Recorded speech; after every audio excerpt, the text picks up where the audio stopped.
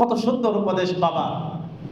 একজন বাবা হিসাবে বলেন তো, বুকে হাত দিয়ে বলেন যে হুজুর, আমি আমার সন্তানকে এইভাবে কখনো বলেছি কখনো? বলতে পারছি আজ পর্যন্ত? আমি আমার ছেলেটাকে যখন কলেজে দিলাম, আমি আমার মেয়েটাকে যখন কলেজ ভার্সিটিতে পাঠালাম, আমরা কি কখনো তাদেরকে এইভাবে উপদেশ দিয়ে ঘর থেকে বের করতে পারছি? বুঝতো? তা আমাদের সন্তান কিভাবে নেক সন্তান হবে? লুকমান হাকিম, তার ব্যাপারে মুফাসসিরিনে কেরামের দ্বিমত আছে। কেউ কেউ বলছেন যে তিনি নবী ছিলেন, আবার অনেকেই বলছেন তিনি নবী ছিলেন না, তিনি একজন আল্লাহওয়ালা বুজুর্গ, আল্লাহর ওলি ছিলেন। তার নামে কোরআনে কারিমে একটা সূরা আছে। তার নামে এই সূরাটা থাকার পিছনে মুফাসসিরিনে কেরাম যে বিষয়টা সবচেয়ে বেশি উল্লেখ করেছেন সেটা হলো তিনি তার সন্তানকে উদ্দেশ্য করে কতগুলো নসিহত করেছেন। এই নসিহতগুলো আল্লাহ রাব্বুল আলামিনের কাছে অত্যন্ত পছন্দনীয়। আল্লাহ তাআলা পছন্দ করেছেন যে সন্তানদেরকে নসিহত করা। আজকে আমরা এমন অনেক মা বাবা আছি, অত্যন্ত আফসোসের সাথে বলতে হয় যে আমরা আমাদের সন্তানদেরকে কিছু বলতে পারি না। সন্তান আছে না এরকম? অনেক মা বাবা আছে, মানে মনে হয় যেন আমরা মা বাবা হয়ে সন্তানের কাছে আমরা জিম্মি। তাদের চাহিদা, তাদের মতামত, তাদের কথার বাহিরে যাওয়ার আমার কোনো সুযোগ নেই। আমরা এরকম অনেক মা বাবা আছে। এটা অত্যন্ত পরিতাপের বিষয়। কিন্তু এটা কিন্তু একদিনে হয়নি, হঠাৎ করে হয়নি। এটা হয়েছে আমরা তাদেরকে সেভাবে ছেড়ে দেওয়ার কারণে। আমাদের উপর যে কিছু দায়িত্ব ছিল, সময়ে সময়ে তাদেরকে উপদেশ দেওয়া, সময়ে সময়ে তাদেরকে নসিহত করা, সময়ে সময়ে তাদেরকে সতর্ক করা, এই যে দায়িত্ব ছিল সেই দায়িত্বের মধ্যে আমরা অবহেলা করেছি। আমাদের চোখের সামনে আমাদের ছেলে মেয়েরা যা ইচ্ছা তা করতেছে, আমরা দেখতেছি কিন্তু বলি নাই কখনো। হয়তো মায়া মহব্বতের কারণে, আদর স্নেহর কারণে, অধিক হারে ভালোবাসার কারণে সন্তানকে আমরা বলতে পারিনি। আর না বলতে বলতে আমরা এমন পর্যায়ে দাঁড়িয়েছি যে এখন আমরা সন্তানদের কাছে জিম্মি হয়ে গেছি। তারা যা বলবে আমরা তা করতে বাধ্য। এছাড়া আমার উপায় নেই, এছাড়া আমার উপায় নেই। এক ভাইয়ের কাছে একটা প্রস্তাব, একটা কথা বলছি। ভাই বললেন যে হুজুর ঠিক আছে, কিন্তু আমি আমার ছেলেটার সাথে জিজ্ঞাসা করে নিই। আমি নাম ধরে বললাম না, জাস্ট আমি বলছি না যে ওনার সন্তানটার কাছে উনি জিম্মি হয়ে গেছে, কিন্তু এই যে একটা আচরণ যে আমি আমার ছেলের কাছ থেকে জিজ্ঞাসা করে নিই, মানে কি আমি আপনাকে সিদ্ধান্ত দিতে পারতেছি না। এই জায়গায় অধিকার আমার নাই। আমার ছেলে আমার উপরে, তার প্রভাব, তার অবস্থান, তার সবকিছু আমার উপরে। কেন ভাই? সন্তান তো সে আমার, সে যত বড়ই হোক না কেন, সে তো আমার সন্তান। আমার মত হবে তার মতামত, আমি যা বলবো সেটাই হবে তার মত। তার মতের উপরে কেন আমার মত হবে? হ্যাঁ, কখনো কখনো তাদের সাথে পরামর্শ করা যেতে পারে, ওইটার বিরোধিতা করিনি আমি। পরামর্শ ভিন্ন জিনিস, আর সন্তানের মতামতের উপরে কাজ করা এটা ভিন্ন জিনিস। সন্তানদের কাছ থেকে পরামর্শ করবেন, এতে কোনো অসুবিধা নেই।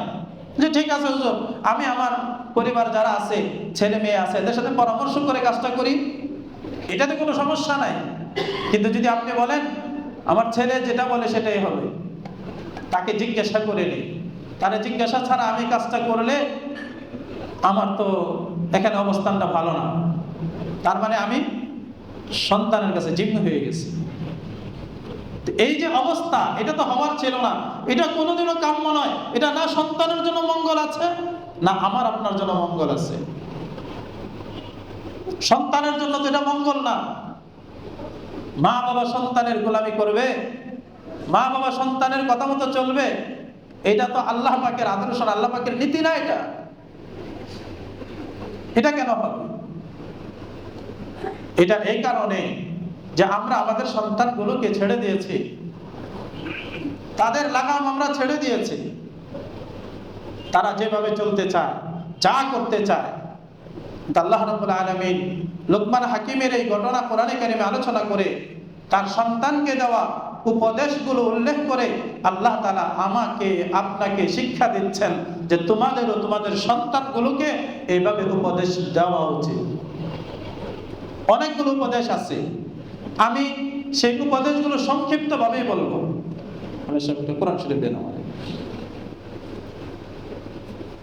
একদম সংক্ষিপ্ত, যে মোটা দাগের যে কয়টা কথা লুকমান হাকিম তার সন্তানদেরকে বলেছিলেন, এই কয়েকটা কথা আমি আপনাদেরকে বলতে চাই। সর্বপ্রথম আল্লাহ রাব্বুল আলামিন আমার আপনার নবীকে উল্লেখ ডাক দিয়ে বলতেছেন, ওয়াইদ ক্বালা লুকমান, ও আমার হাবিব, আপনি স্মরণ করুন ওই সময়ের কথা, আপনি স্মরণ করুন ওই সময়ের কথা যখন লুকমান হাকিম তার সন্তানকে উদ্দেশ্য করে বলল। নবীকে বলতেছেন আপনি স্মরণ করুন যখন লুকমান হাকিম তার সন্তানকে উদ্দেশ্য করে বলল। কেন বলল?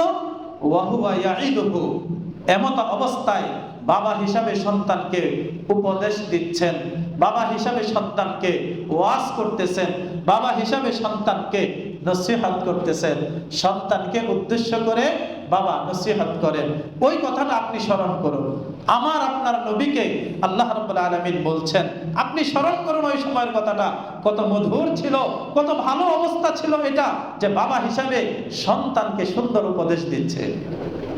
তার মানে বাবা যখন সন্তানকে উপদেশ দেয় এটা আল্লাহ পাকের কাছে পছন্দ না অপছন্দ? সবাই বলেন পছন্দ না অপছন্দ?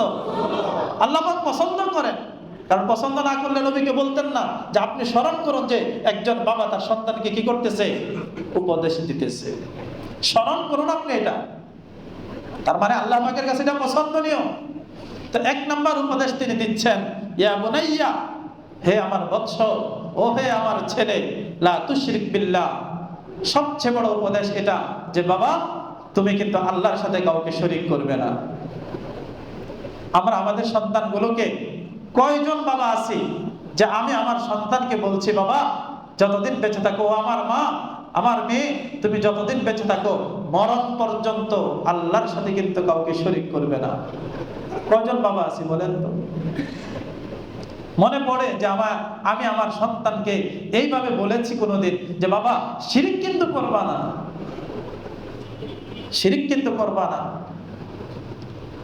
অথচ আমার সন্তান যদি শিরিক করে, আমি যত বড় মুত্তাকি, পরহেজগার, আল্লাহওয়ালা, জান্নাতি হই না কেন, আমার সন্তান জাহান্নামে জ্বলবে। আমার সন্তান যদি শিরিক করে কোথায় জ্বলবে? জাহান্নামে জ্বলবে। ওয়া ইউশরিক বিল্লাহ ফাকাদ হারামাল্লাহু আলাইহিল জান্নাহ। আল্লাহ তাআলা বলেন যে শিরিক করে আমি তার উপরে জান্নাত হারাম করে দিয়েছি। নাউজুবিল্লাহ বলেন। শিরিক তো বড় ভয়ঙ্কর জিনিস। তাহলে এক নাম্বার উপদেশ লুকমান হাকিমের তার সন্তানকে, বাবা তুমি শিরিক করবা না, আল্লাহর সাথে কাউকে শিরিক করবা না। ইন্না শিরকা লা যুলমুন আযীম, নিশ্চয় শিরিক অত্যন্ত বড় মহাপাপ। এজন্য আমাদেরকেও শিরিক থেকে বেঁচে থাকতে হবে, আমাদের সন্তানগুলোকেও শিরিক থেকে বাঁচানোর চেষ্টা করতে হবে। আল্লাহ তাআলা আমাদেরকে তৌফিক দেন, সকলে বলি আমিন। তারপরে মাঝখানে সন্তানদেরকে আল্লাহ রাব্বুল আলামিন কিছু উপদেশ দিয়েছেন।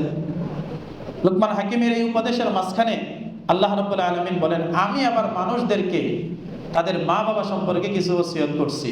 ওয়াসাইনাল ইনসানা বিওয়ালিদাই, মানুষদেরকে আমি তাদের মা বাবা সম্পর্কে ওসিয়ত করতেছি। হামালাতহু উম্মুহু ওয়াহনান আলা ওয়াহনিন ওয়া ফিসালুহু ফি আমাইনি আনিশকুর লি ওয়া লিওয়ালিদাইক। মা কষ্ট করেছেন, প্রসব বেদনা সহ্য করেছেন, 2 বছর দুধ পান করে কষ্ট করেছেন, তোমরা আমার শুকরিয়া আদায় করো, মা বাবারও শুকরিয়া আদায় করো। এটা সন্তানদের জন্য, আমার আপনার প্রত্যেকের জন্য, আমরা যেন মা বাবার সাথে সদয় হই, সুন্দর আচরণ করি। আল্লাহ তাআলা বলেন ইলাইয়াল মাসির, আমারই কাছে ফিরে আসবে। ওয়া ইন জাহাদাকা আলা আন তুশরিকা বিমা লাইসা লাকা বিহি ইলম, মা বাবা যদি তোমাকে আমার সাথে শিরিক করতে, মা বাবা যদি তোমাকে চেষ্টা করে, তাহলে আল্লাহ তাআলা বলেন ফালা তুতি'হুমা, মা বাবার অনুসরণ এই জায়গায় করা যাবে না। আমার সাথে শিরিক করার ব্যাপারে মা বাবা তোমাকে উপদেশ দিলে এটা এই আদেশ মা বাবার মানা যাবে না। মা বাবা যদি শিরিক করতে বলে সেই আদেশ কি? যদিও মা বাবার সব কথা মানা জরুরি, কিন্তু এই আদেশ মানা যাবে না।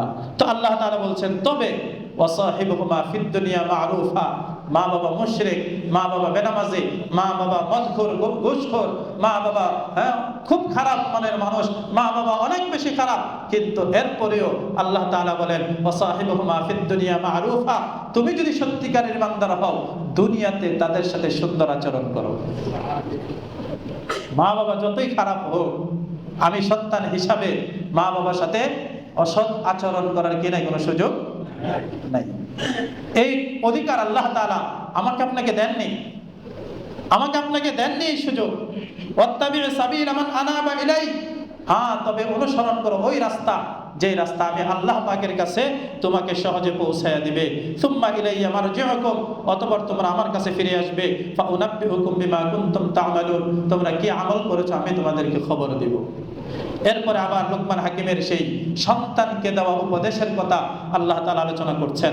ইয়া বুনাইয়া, হে আমার ছেলে, ইন্নাহা লা ইনতাকু মিসকালা হাববাতিন মিন খারদালিন ফাতাকুন ফি সাখরাতিন আও ফিস সামাওয়াতি আও ফিল আরদি ইয়াতি বিহাল্লাহ ইন্নাল্লাহা লাতীফুন খাবীর।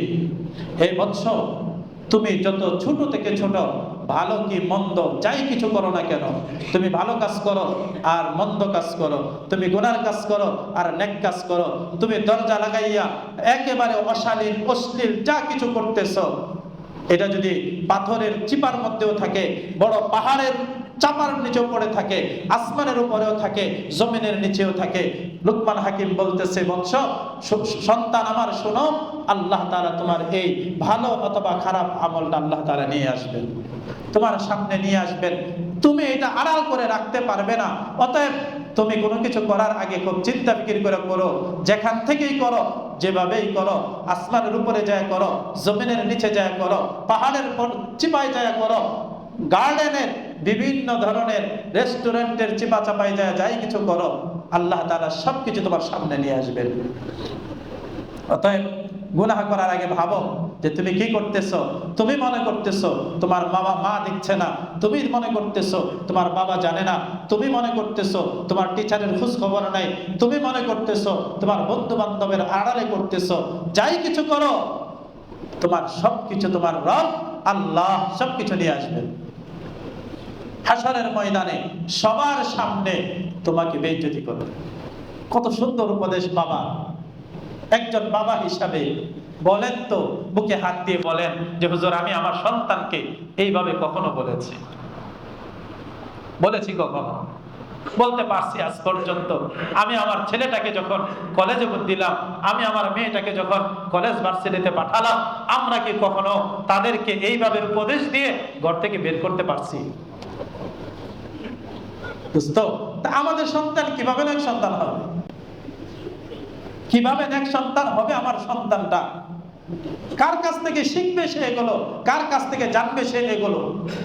আমরা অনেক মা বাবা আছি, ওদের আগ্রহে আলহামদুলিল্লাহ এখানে অনেক মুসলিম ভাইয়েরা আছেন যাদের চেহারাগুলো আমার একদম খুব পরিচিত, যে এমন কোন জুমার দিন নাই যে জুমার দিন তারা 12:30টার আগে মসজিদে ঢুকে না। উদ্দেশ্য, দিনের মধ্যে বড় আশা যে হুজুরে যে কথাগুলো বলে আলহামদুলিল্লাহ কথাগুলো শুনতে ভালো লাগে, খুব গুরুত্বপূর্ণ কথা বলে, কথাগুলো শুনবো, আমল করব। কিন্তু এমন অনেক বাবা আছে, আমি তো বাসা থেকে ঠিকই বের হয়ে আসছি, কিন্তু আমার সন্তানটাকে সাথে আনতে পারি নাই। আমার সন্তানটা ঢুকবে যখন মুয়াজ্জিন সাহেব আযান দিবে, যখন খুতবায় দাঁড়িয়ে যাবে, যখন খুতবা শেষ হয়ে যাবে, ইকামত শুরু হবে, আমার সন্তান তখন সে মসজিদে ঢুকবে। তাহলে আমার সন্তানটা তো কোনোদিন কোরআন এবং হাদিসের কথাগুলো তার কানে কোনোদিন পৌঁছায় নাই, আমিও পৌঁছাইতে পারি নাই। পৌঁছানোর যে ব্যবস্থা ছিল সেই ব্যবস্থাপনা আমি রাখিনি। তাহলে আমার সন্তান নেক সন্তান হবে কোত্থেকে? কিভাবে হবে ভাই? আমার সন্তানগুলো নেক সন্তান কেমনে হবে? আমি তো সেই রাস্তাগুলো বন্ধ করে রেখেছি। আমি আসার সময় আমি তো আমার বাবা ডাইকা ছেলেকে আদর সোহাগ দিয়া সবকিছু বলে বিভিন্ন ধরনের প্ররোচনা বা প্রলোভন দেখাইয়া হইলেও আমি তো আমার সাথে আনতে পারতাম। যেভাবে দুনিয়াবি কাজকর্ম আমরা করাই, বিভিন্ন প্রলোভন দেখাইয়া করাই না। বাবা এবার যদি তুমি জিপিএ 5 আনতে পারো তাহলে কক্সবাজার, এরকম আছে না অনেক সময়? এরকম প্রলোভন হয় না? আমি জাস্ট সাপোজ একটা উদাহরণ দিলাম আর কি। আমরা এরকম অনেক প্রলোভন দেখায়। এবার যদি তুমি ভালো রেজাল্ট করতে পারো, তোমার মোটর সাইকেল, ভালো রেজাল্ট করতে পারে তোমাকে সাইকেল, ভালো রেজাল্ট করতে পারে আইফোন, ভালো রেজাল্ট করতে পারে ভালো টপ 10 থেকে তোমার শু কিনে দেব, এই করব সেই করব, এই জাতীয় প্রলোভন আছে না নাই? তো দুনিয়াবি কাজকর্মের জন্য কত প্রলোভন দেখাইলাম, আখিরাতের কাজের জন্য এমন কিছু কি করতে পারলাম না কোনোদিন? এক সন্তান কেমনে হবে, কিভাবে হবে বলেন? আমরা তো মেহনত করছি না, আমরা তো এদিকে মেহনত করছি না দোস্ত। আমার সন্তানের পিছনে এই দিকে তো আমার মেহনত নাই, তাহলে কিভাবে হবে বলেন? লুকমান হাকিম সন্তানকে কত সুন্দর করে বলছেন, বাবা তুমি যেখানে থেকেই করো। আল্লাহ তাআলা আলোচনা করতেছেন যে ইনতাকু মিসকালা হাববাতিন মিন খারদালিন, যদি শস্য দানা পরিমাণও তোমার কোনো বদ আমল হয়, গুনাহের আমল হয়, ফাতাকুন ফি সাখরাতিন, তুমি যদি হও কোনো পাথরের চিপার মধ্যে, পাথরের চাপার মধ্যে যদি পড়ে থাকে সেইটা, আও ফিস সামাওয়াত, সপ্ত আকাশের উপরেও যদি হয়, আও ফিল আরদি, অথবা যদি জমিনের মাঝে হয়, ইয়াতি বিহাল্লাহ, আল্লাহ তাআলা এগুলো তোমার সামনে নিয়ে আসবেন। অতএব তুমি কিছু করার আগে ভেবে চিন্তা করো। এটা মনে করো না দুনিয়ার কেউ দেখলো না, কেউ জানলো না বলে তোমাকে ভার্সিটিতে পাঠাইছি, সেখানে আমি তোমার পিছনে পিছনে যাইনি বলে তোমাকে কেউ দেখছে না, এমন নয়। আমার আল্লাহ কিন্তু তোমাকে সারাক্ষণ দেখছেন। তুমি কি করতেছ তোমার সবকিছু তিনি দেখতেছেন। অতএব কি করবা, সাবধানে করো। মেয়েটাকে, ছেলেটাকে যদি এরকম বলতে পারতাম, দোস্ত কলেজ ভার্সিটির ব্যাপারে কত লেখালেখি আছে। আমি আপনাদেরকে লজ্জা দেওয়ার জন্য না, কলেজ ভার্সিটি বদনাম করার জন্য বলছি না।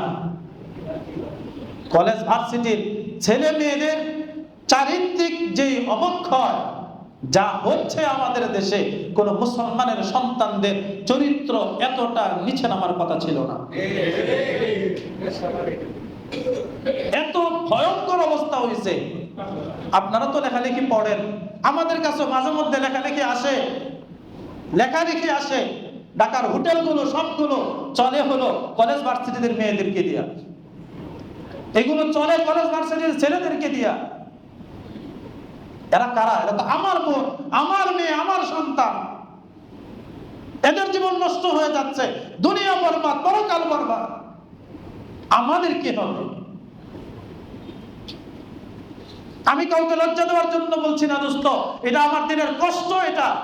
এরা আমার মুসলমান ঘরের সন্তান, এরা আমার বোন, আমার মেয়ে, এরা আমাদের সন্তান। এদের জীবন এভাবে নষ্ট হয়ে যাচ্ছে, আমাদের খবর নাই। আমরা মা বাবা ছেলে মেয়েদেরকে বড় শিক্ষিত বানানোর জন্য এইভাবে লাগামহীন ছেড়ে দেওয়ার কি অর্থ? বর্তমানে মিডিয়ার যুগে, এই মোবাইল ফোনের যুগে কত সহজ জিনিস হয়ে গেছে, এইগুলো কত সহজ হয়ে গেছে। কিন্তু আমরা যদি ঘুম থেকে জাগ্রত না হই, সজাগ না হই, আমি আমার মেয়ের ব্যাপারে, আমি আমার ছেলের ব্যাপারে যদি সতর্ক না হই, তাহলে দোস্ত এই ছেলে মেয়ে এরাও জাহান্নামে যাবে, আমাকে আপনাকেও জাহান্নামে নিয়ে ছাড়বে। শুধু দুনিয়া বরবাদ হয়েছে এখানে শেষ না, এখানেই শেষ না, আমার আপনার পরকাল বরবাদ করবে। আর আমাদের সন্তানগুলোর পরকাল তো বরবাদ হয়েই যাচ্ছে। এজন্য সন্তানগুলোকে একটু চেষ্টা করা। রাস্তা বের হওয়ার সময় মাঝে মধ্যে দেখি মেয়েটা উপযুক্ত বালেগ হয়ে গেছে প্রায়, বাবা হাত ধরে স্বাভাবিক পোশাকে টি শার্ট পরায়া বাবা হাত ধরে রাস্তা দিয়ে হাঁটতেছে। লজ্জা লাগে না এমন বাবা? আরে এই বাবার তো লজ্জা থাকার কথা, একটাবার চিন্তা করার কথা ছিল, আরে আমার মেয়েটা তো বড় হয়ে গেছে, কেন চোখে পড়ে না? চোখ কি অন্ধ হয়ে গেছে নাকি? চোখে লাগে না যে মেয়েটা বড় হয়েছে? কেন চোখে লাগে না? এত অন্ধ কিভাবে হয় মানুষ? এত বেহায়া কিভাবে হয়? একজন বাবা মেয়েটাকে হাত ধরে রাস্তা দিয়ে, মুসলমানের সন্তান, নিজে গুনাহ কামাইতেছে, সারা দুনিয়ার মুসলমানদেরকে গুনাহ কাজ করার জন্য উদ্বুদ্ধ করতেছে। যারা গুনাহ করতে চাইতেছে না তাদেরকেও গুনাহ করাইতেছে। এত নির্লজ্জ বাবা আমি কিভাবে হলাম? কেন আমার গায়রতে লাগে না? এমন নির্লজ্জ বাবা না হওয়া উচিত, এর চেয়ে সন্তান না হওয়া ভালো। এজন্য দোস্ত, আল্লাহর ওয়াস্তে মনে কষ্ট নিয়েন না, দিলের মধ্যে এটা লাগান, দিলের মধ্যে যে না, আমার তো মেয়েটাকে জাহান্নাম থেকে বাঁচানো দরকার, আমার নিজের জাহান্নাম থেকে বাঁচানোর দরকার। তাহলে আমাকে কিভাবে চলা দরকার? আমার মেয়েটা সন্ধ্যার পরে বের হইল, আমার মেয়েটা রাত 10টা 11টা বাসায় ফিরলো, আমার খবর নাই। কোথা থেকে আসছে, কোথায় যাচ্ছে, কয়টার সময় কোচিং, কয়টার সময় স্কুল, কখন ছুটি হইল, কখন বাসায় আসলো, কেন খবর রাখি না? এটা মা বাবা হিসাবে দায়িত্ব দোস্ত, এটা দায়িত্ব। না হলে এই সন্তান আপনার বুকের উপর পাড়া দিয়ে জাহান্নামে ঢুকবে, আপনার বুকে পাড়া দিয়ে জাহান্নামে যাবে। আল্লাহ আমাদেরকে হেফাজত করেন, আল্লাহ আমাদেরকে বুঝ দান করেন, আমাদের সন্তানগুলোকে হেফাজত করেন।